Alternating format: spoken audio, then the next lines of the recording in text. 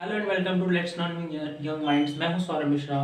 अभी हमने इससे पहले आज हम टू क्लास 12 के बुक स्वतंत्र भारत में राजनीति पॉलिटिकल साइंस का जो बुक है उसके अंदर चैप्टर नंबर 6 करने जा रहे हैं, जिसका अभी का जो न्यू नेम है वो क्या है, राजनीतिक पुनर्स्थापना। ठीक है, लेकिन उससे पहले जो नाम था इसका, जो आपके एनसीईआरटी बुक में है, वो क्या है, लोकतांत्रिक व्यवस्था का संकट।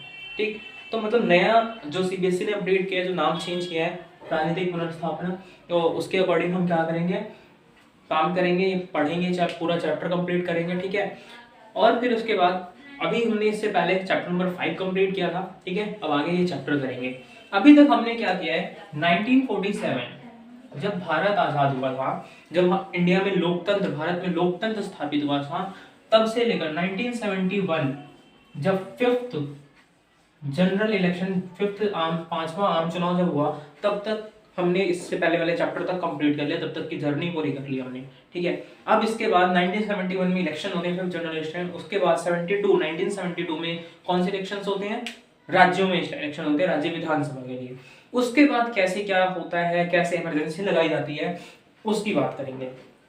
इसमें बात की गई, हमने इससे पहले वाले चैप्टर में बात की कि पुनर्स्थापना है ना, हमने कहा भाई कांग्रेस की पुनर्स्थापना तो हो गया। कांग्रेस 1971 के बाद जब इलेक्शन हुआ, पांचवा आम चुनाव हुआ, और उसके बाद जो 1972 का, जो 1972 का जो राज्यों का विधानसभा का चुनाव था, उसमें क्या होता है, कांग्रेस जो है पुनर्स्थापित हो जाती है, हम ऐसा पढ़ते हैं। लेकिन मैंने आपको बताया भी था कि क्या सच में वो पुनर्स्थापित होती है? नहीं, पुनर्स्थापित नहीं होती। क्या होता है, वो चेंजेस, एक नई कांग्रेस बन के आती है। ठीक है, क्यों? क्योंकि पुरानी कांग्रेस खत्म हो जाती है, अब ये क्या है, नई कांग्रेस मानी जाती है। ये पुरानी कांग्रेस की तरह नहीं थी। क्यों? क्योंकि पुरानी कांग्रेस जो थी, क्या थी, वो पूरा उसका एक पूरे हर एक स्टेट तक जुड़ाव था, वो जुड़ी हुई थी हर जगह तक। बट यहाँ पर क्या है, ये जो नई कांग्रेस है उसका जुड़ाव हर जगह तक नहीं है, बस गरीबों और छोटे तबकों, कह सकते हैं मजदूरों, इन सब तक ही ये सीमित है। ठीक है, तो इस चैप्टर में हम क्या क्या पढ़ने जा रहे हैं, ये इंट्रोडक्शन पार्ट है। हमारे चैप्टर का पहला पार्ट है, इंट्रोडक्शन पार्ट है। इसमें क्या क्या हम पढ़ने जा रहे हैं वो सारे टॉपिक्स मैं आपको भी बताऊंगा, लिखवाऊंगा। ठीक है, तो चलो करते हैं शुरू करने से पहले इंपॉर्टेंट बात, इससे पहले की वीडियोस आपने देखी, उस पर सपोर्ट किया, लाइक किया, अपने दोस्तों के साथ शेयर किया। वैसे ही उम्मीद करते हैं कि इन सारी वीडियोस, जो इस चैप्टर की वीडियोस होंगी, वो अपने फ्रेंड के साथ शेयर करें आप, और ताकि हमें क्या है, मोटिवेशन मिले, लोग हमारी वीडियोस को ज़्यादा से ज़्यादा देखें, लाइक करेंगे, शेयर करेंगे, और हमारे चैनल को सब्सक्राइब करेंगे, तो हमें क्या है, मोटिवेशन बहुत मिलेगी, तो जिसके लिए हम आपके लिए और मेहनत कर सकेंगे, और क्या, आपको अच्छी अच्छी वीडियोस अब तक हम पहुंचाते रहेंगे। तो करते हैं शुरू इस चैप्टर को। क्या है, सबसे पहले इसमें हम पढ़ेंगे आपातकाल की पृष्ठभूमि, यानी कि जो आपातकाल लगा, क्या सिचुएशन उस टाइम पे रही, क्यों आपातकाल लगाना पड़ा था। सबसे मेन रीजन ये था कि 1973 से 1975 के बीच में 25 जून 1975 को इमरजेंसी लगाई गई थी भारत में।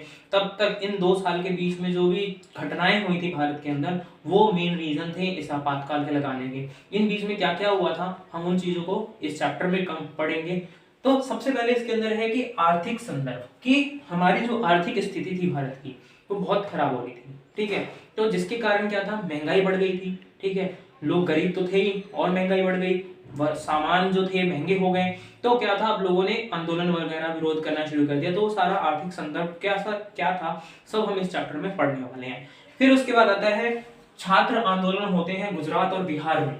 ठीक है, गुजरात के छात्र और बिहार के छात्र जो हैं वो आंदोलन करते हैं। बिहार आंदोलन में फिर जेपी नारायण, जयप्रकाश नारायण शामिल होते हैं। तो ये सारी चीजें हम इसमें पढ़ेंगे। ये लोग किस लिए आंदोलन करते हैं, सरकार के खिलाफ आंदोलन करते हैं। क्यों? क्योंकि महंगाई बढ़ गई है। तो उस महंगाई के लिए, उस जो रोजमर्रा की जिंदगी के लिए जो जरूरी चीजें हैं, उन सामानों के जो रेट थे वो बढ़ गए थे, तो उसके लिए क्या कर रहे हैं, आंदोलन कर रहे थे।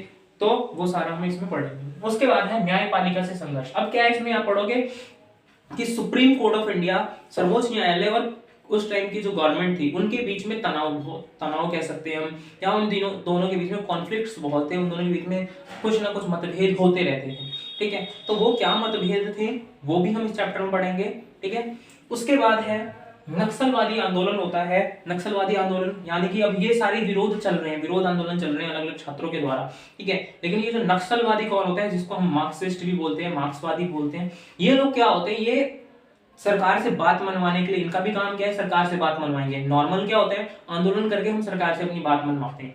बट यहाँ क्या है, नक्सलवादी क्या होते हैं, वो बंदूक गोली इन सब चीजों से वो सरकार को डराना धमकाना चाहते हैं और अपनी बातें मनाना चाहते हैं। आज के टाइम पे ये बैन है, ये संगठन जो भी नक्सलवादी संगठन बना, अलग अलग जो ग्रुप्स बने थे वो बैन कर दिए गए। तो लेकिन फिर भी थोड़े बहुत अभी भी छिप छिप के ये हैं। तो क्या है, ये उस टाइम पे ही उभरता है, सामने आता है, तो वो हम इसमें पढ़ेंगे। उसके बाद आपातकाल की घोषणा कर दी जाती है। कब की जाती है, 25 जून 1975 को। ठीक है, तो वो कैसे की जाती है वो सारा पढ़ेंगे। उसके अंदर क्या है, संकट और सरकार का फैसला, कि क्या संकट आता है सरकार के सामने और क्या फैसला लिया जाता है। क्या होता है कि जयप्रकाश नारायण के साथ बहुत सारे जो अलग अलग विपक्षी दल थे, वो रामलीला मैदान जो दिल्ली में है वहां पर बैठ के आंदोलन करते हैं। किसके खिलाफ, सरकार के खिलाफ, सेंट्रल गवर्नमेंट, केंद्र सरकार के खिलाफ, कि केंद्र सरकार को हटाया जाए, बर्खास्त किया जाए, गिरा दिया जाए। ठीक है, ताकि नई सरकार बने जो जनता के लिए काम करे। तो ये सारी सिचुएशन देखते हुए 25 जून को ही रात में ही, सुबह में ही आंदोलन शुरू होता है। ठीक है, और रात में क्या करते हैं, ये जो है हमारे इंदिरा गांधी, वो प्रेसिडेंट के पास जाती हैं, फखरुद्दीन अहमद उस टाइम के प्रेसिडेंट थे, उनके पास जाके आपातकाल लगाने की उनसे रिक्वेस्ट करती है और आपातकाल रात में लगा दिया जाता है। तो वो सारा हम इसमें पढ़ेंगे। उसके बाद आपातकाल लगाने के बाद क्या रिजल्ट निकलता है, क्या परिणाम निकलता है, वो पढ़ेंगे कि कैसे क्या होता है, न्यूज़पेपर वगैरह जो है उन पे सेंसरशिप लगा दी जाती है। तो ये सारा हम किसमें, इसी चैप्टर में हम पढ़ने वाले हैं। उसके बाद है आपातकाल के संदर्भ में विवाद, की आपातकाल के लिए जो आपातकाल लगाया गया क्या वो सही था। इन सब चीजों के लिए विवाद है कि क्या आपातकाल लगाना जरूरी था। ये पहला बनता है कि भाई आपातकाल जो लगाया आपने, तो क्या जरूरी था आपातकाल लगाना। तो ये सारी चीजें इसमें होती हैं। उसके बाद आपातकाल के दौरान क्या क्या हुआ, उस टाइम पे क्या क्या चीजें हो रही थी, वो सारा हम इस वीडियो में पढ़ेंगे।